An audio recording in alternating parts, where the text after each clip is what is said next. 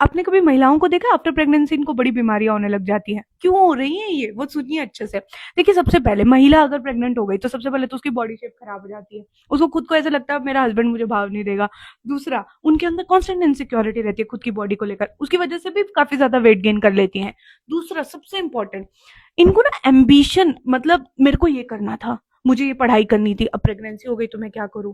इनको ऐसा लगता है कि यार मुझे ये अचीव करना था, लेकिन अगर मैंने अपनी वाइफ और अपने हस्बैंड को बताया कि यार मुझे तो ये करना था, वो बोलेंगे सेल्फिश है एक नंबर की। मेरे माँ बाप भी मुझे सपोर्ट नहीं करेंगे, कहेंगे अपने बच्चे के लिए तो ये सब करना पड़ता है, एम्बिशन को कॉम्प्रोमाइज करने पड़ते हैं। ये सब इनके कॉन्स्टेंट दिमाग में चलता रहता है, और फिर ये बच्चे का ख्याल रखती रहती है, और फिर खुद दुखी होती रहती है, और अपनी बीमारियों को अपने शरीर में लाती रहती है।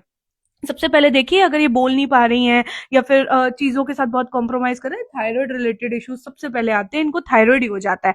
दूसरा, पीरियड प्रॉब्लम बहुत ज्यादा होना, या फिर काफी बार तो फाइब्रॉइड्स रिलेटेड इशू, और सबसे इंपॉर्टेंट हेयर फॉल इनका बहुत जल्दी बढ़ जाता है। यूजुअली विटामिन मिनरल्स भी कम होते हैं, but at the same time उनको खुद के ऊपर अगर ऐसा फील हो रहा है ना, शेमफुल की यार मैं मोटी हो गई, मैं उतनी सुंदर भी नहीं दिखती हूँ, फेमिनिटी रिलेटेड लॉस की यार मैं वो करना चाहती, अब मैं वो नहीं कर पा रही हूँ, हेयर फॉल इनको बढ़ जाता है। आप देखिए, कांस्टेंट एंजाइटी और प्रेशर में अगर रहती है ना, तो उनकी शरीर में बड़ी जल्दी बीमारियां आने लगती हैं। आप हमेशा याद रखिए, अगर आप एक प्रेग्नेंट औरत है तो मैं आपको एक चीज बता देती हूँ। हमारा ना दिमाग जो होता है उसमें दो चीजें होती है, एक होता है इमोशंस और एक होता है दिमाग का प्रैक्टिकल माइंड। इमोशंस हमारा कुछ करना चाहते हैं, और प्रैक्टिकल दिमाग को पता होता है ये पॉसिबल नहीं है। एक चीज तो ये, जो मन कर रहा है कर लो, फिर हस्बैंड से बात करो, फैमिली से बात करो, अपने लिए स्टैंड लो, कर लो, कर लीजिए। सेल्फिश, आप, मैं इतना ही बोलूंगी कि पूरी दुनिया में आप कुछ भी कर लीजिए, आप कहलाएंगी तो सेल्फिश ही। दूसरा, अगर मान लीजिए सिचुएशन ऐसी है, हम कॉम्प्रोमाइज हमें करना पड़ रहा है, ठीक है, ऐसे समय पर अपने दिमाग में दो थॉट्स मत चलने दो।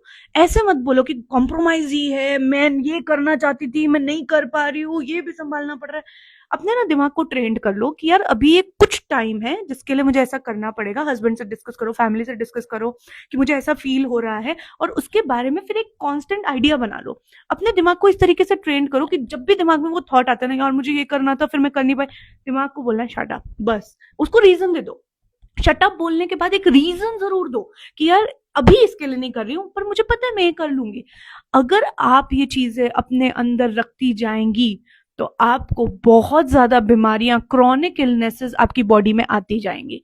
तो अपने थॉट्स को चैनलाइज करने के बाद, सॉल्यूशन बताने के बाद ही आगे बढ़िए। अपने दिमाग को सिर्फ और सिर्फ अपने दिमाग के अंदर ओवरथिंक मत करते जाइए। शरीर में बीमारियां अट्रैक्ट कर लेंगी और जिंदगी भर के लिए रहेंगी, कभी ठीक भी नहीं होंगी। बीपी, थायराइड, ये सब इश्यूज आपके शरीर में आ जाएंगे, तो ध्यान रखिए।